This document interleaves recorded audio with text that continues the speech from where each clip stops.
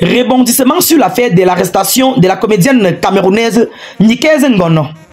Mais faut pas je ne tire pas de conclusion. Je m'interroge juste. Parce que, tout comme vous, moi aussi, je veux la vérité. Que la vérité et rien que la vérité. Si après, il s'avère que Nikez Ngono est innocente, vraiment, je demande qu'on la libère de façon inconditionnelle, sans aucune autre forme de procédure. Mais faut pas jusqu'à par hasard, cette Nikez Ngono ne connaît-elle pas quelque chose sur son incarcération? Jusqu'à par hasard, Nikez Ngono n'a-t-elle pas une idée sur son arrestation?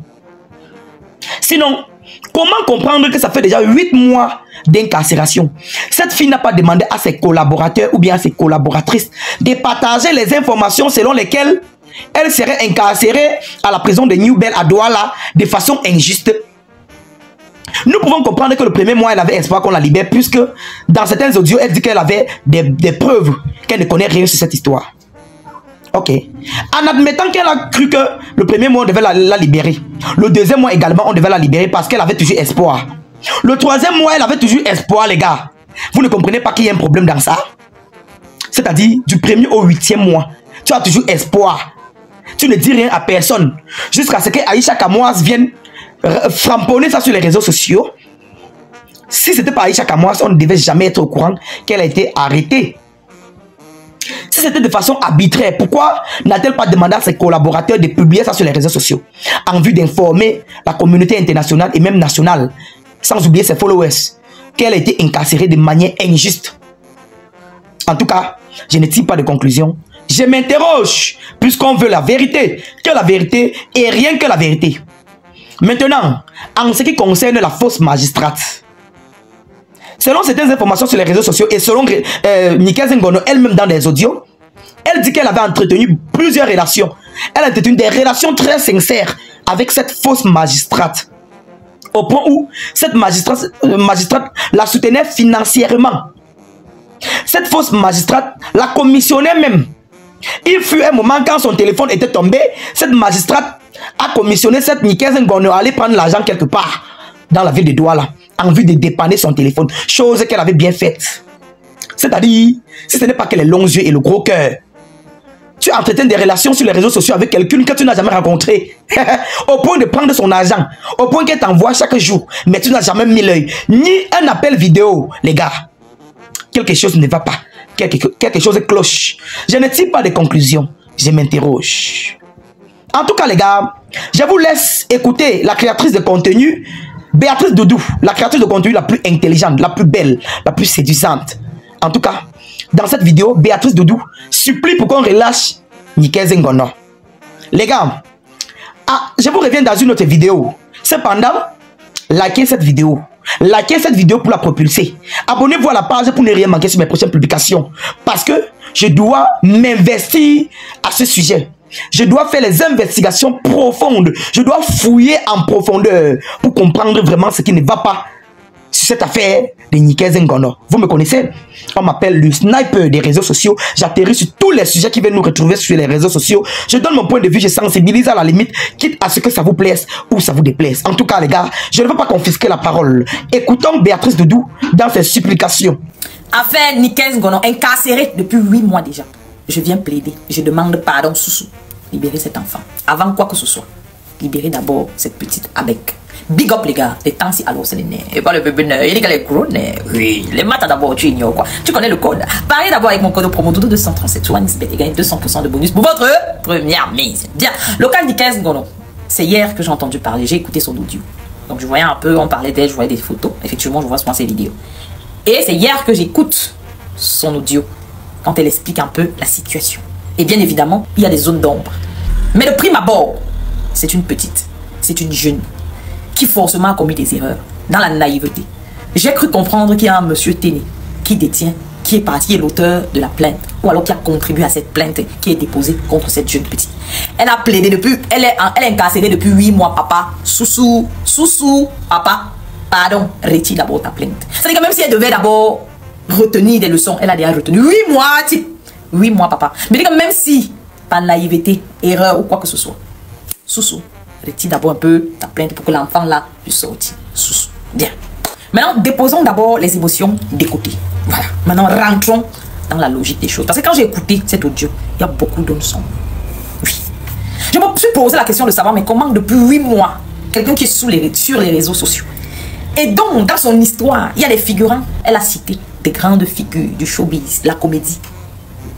Des acteurs et des actrices, comme par exemple Zakoukla, Maman Monica, etc. Je trouve qu'il y a quand même il y avait de quoi alerter. Et avec ces noms-là, la vulgarisation de son problème aurait pu permettre que nous tous on demande justice comme on est en train de le faire. C'est vrai qu'il n'est jamais trop tard. Je dis, parce que j'ai fait un post ce matin où je vois des gens dans l'émotion venus. Moi, je ne suis pas dans les émotions. Vous savez, ce qui freine l'Afrique, c'est les émotions. On aime faire pitié. Que le ouais. Je vois même jusqu'à une dame venir me dire qu'on ne souhaite même pas, même à son ennemi, de faire la prison.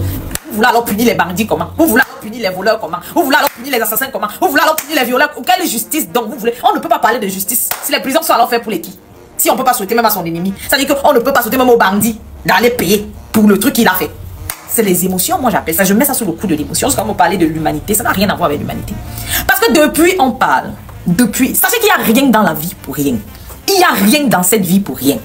Je vais vous donner un exemple. Par exemple, comme moi, on a volé mon portable ou alors qu'on a cambrié un de mes appartements. Ils ont pris des choses, ils sont allés vendre. Ils sont allés vendre ça à des gens. Maintenant, toi qui achètes, tu n'es pas au courant. Tu n'es pas au courant. J'espère que vous connaissez ce que c'est que le receleur. Vous connaissez un peu la peine qui le coupe. Vous connaissez un peu ce que dit la loi.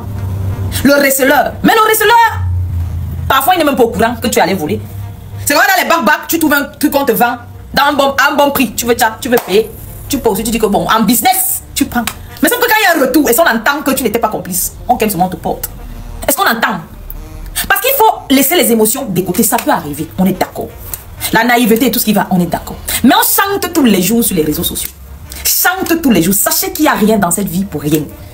J'ai dit laissez les histoires que les gens vous racontent. Il n'y a rien dans cette vie pour rien. Il y a toujours un intérêt. Mais l'intérêt diffère. Ce n'est pas de même nature. Même les gens qui font les dons ont des intérêts.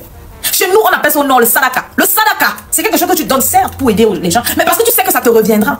Tu sais qu'en faisant ce don, en faisant ça, ça te revient. Ça chasse certaines choses. On connaît, mais tu donnes pour aider des gens. Mais parce que tu sais que quelque part, ça te bénéficie à toi dans une sorte de chose. Est-ce qu'on se comprend? On appelle ça le sadaka. Même le pasteur, c'est parce qu'il cherche un salut quelque part. Donc l'intérêt diffère. Donc quand quelqu'un vous appelle, moi je ne veux pas aujourd'hui commencer à dire, moi je vais appeler, parce que c'est déjà arrivé pour Nickel, mais je vais attirer l'attention de beaucoup de jeunes. Vous avez vu le petit qui vendait les œufs? Il est où aujourd'hui? Nous tous, on a des propositions. Les gens même que tu vois, que tu connais, qui sont les hauts placés, qui viennent te proposer, moi je ne pars pas loin, qui viennent te proposer que voilà, ton état actuel là, tu peux être jusqu'ici. Mais tout ce que tu dois faire, laisse-moi être ton parent, laisse-moi être ta marraine, laisse-moi te diriger. Et fais seulement ce que je dis, tu verras. Ça existe, ce n'est pas seulement à vous seul. On propose, tant que tu es exposé, on te propose. C'est comme ça. Ils sont nombreux et c'est nouveau. Ce n'est pas nouveau. Mais c'est le comble, c'est de se dire que dans la vie, vous pouvez voir déjà, il y a tellement de personnes qui m'écrivent, je suis prête à tout. Prends-moi comme ta. Non. Dans la vie, il n'y a pas de gratuité. N'espérez pas en la gratuité. N'espérez pas, ne pensez pas pouvoir faire pitié aux gens. C'est ça le problème de l'Afrique. Nous, Africains, on avance parce qu'on est dans les émotions trempées. Le petit qui vendait son pain, les pains aux œufs, il est où aujourd'hui? Il est où? Vous attendez parler, il est où? C'est comme ça. Il y aura des propositions. Il y a des gens qui vous aident, naturellement, qui vous appellent, qui vous disent, ok, moi j'aime ce que tu fais, je veux contribuer. C'est fini, ça s'arrête là. Ça veut dire que s'il a envoyé la contribution ou elle a envoyé, ça s'arrête là. Ça s'arrête là. Quand vous voyez que la personne veut un peu entrer dans la vie, vous d'abord essayez de connaître même qui est cette personne. Parce que c'est des inconnus qui deviennent un jour nos amis, un jour nos frères, un jour nos... C'est des inconnus, certes. Mais au moins, quand quelqu'un est comme ça, vous apprenez à connaître la personne, renseignez-vous sur la personne. Demandez un peu où elle vit. Quand vous venez prendre quelqu'un comme marraine, renseignez-vous. Bien que même jusque-là, quand vous arrivez chez la personne, etc., il faut vous demander aussi à la personne qu'est-ce qu'elle attendrait de vous. J'ai toujours dit, demandez-vous qu'est-ce que vous donnez en retour à cette personne. Parce que la vie, c'est l'échange. Il n'y a pas de genre. Il n'y a pas. Demandez à la personne que, ok, qu'est-ce que tu aimerais que moi je te fasse en retour? Qu'est-ce que tu attends de moi? Quand tu me fais ça, on t'appelle, le téléphone est gâté, ok, va prendre l'argent ici. On te dit que, ok, à compte. Mais avant ça, même quand on te demande de prendre l'argent et donner à tel, tu essayes quand même d'attendre, de dire à la personne que qu'est-ce que tu entends. Parce que depuis tu m'aides, maman, merci beaucoup. Je comprends que tu m'aimes vraiment. Mais qu'est-ce que tu attends en retour? Moi, je demande toujours. Je dis toujours, même dans ma vraie vie, quand tu me rends un service, je demande que, bon, qu'est-ce que tu aimerais que moi, je fasse pour toi? Avant même que tu me rendes le service, je te pose à la question, qu'est-ce que tu attends de moi? Je dis que ce soit n'importe quoi, dans la drague, l'amitié, l'aide, les quoi. Je demande d'abord que papa, maman, qu'est-ce que tu attends de moi? Qu'est-ce que tu aimerais que je fasse? C'est normal. La go a investi. Elle t'a donné d'arranger le téléphone. Mais tu dis qu'elle voulait entrer pour contrôler. Elle t'envoie dans les médias. Mais c'est qu'elle te manage. C'est qu'elle est derrière la personne. Elle est ton producteur. C'est qu'elle se place derrière comme quelqu'un qui te finance. Qui te trouve les trucs pour que tu puisses augmenter en notoriété et que tu agrandisses ta carrière. Donc, quelque part, tu es déjà impliqué. Tu es déjà impliqué. Quelque part, naïvement. C'est vrai, mais tu es impliqué. C'est d'où je prends l'exemple du receleur. Et je vais appeler tout le monde ici. Faites attention. Ils sont nombreux. Les colonels, même nous qui avons des entreprises, ils appellent. On a déjà appelé dans mon entreprise de communication marketing et même de décoration intérieure. Quand vous faites les impressions, non, vous faites ceci, non, il y a l'entreprise, je suis le colonel tant. De tant, de la brigade de tant. Ils donnent les détails. Oui, on a besoin, on a vu là que vous faites dans tant. Oui, ça se voit sur le net. Mon entreprise, si tu tapes Empire of Leader, tu vas voir tout ce qu'on fait.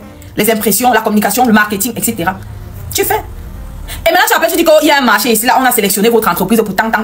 Il faut que vous envoyez d'abord tant. Dès que j'entends seulement, vous envoyez tant. Il raccroche d'abord. Mais c'était vrai. Il raccroche d'abord. On n'envoie rien au téléphone. Je n'envoie rien au téléphone. Je ne te connais pas, je ne t'envoie pas d'argent. Non. Je m'en vais, je te rencontre, tu me parles, tu me montres le projet, je vais dans les services, je vois l'offre qu'on a donnée. Je vois s'il faut seulement payer où. Jusqu'à me donner la quittance, le reçu. Je fais ça.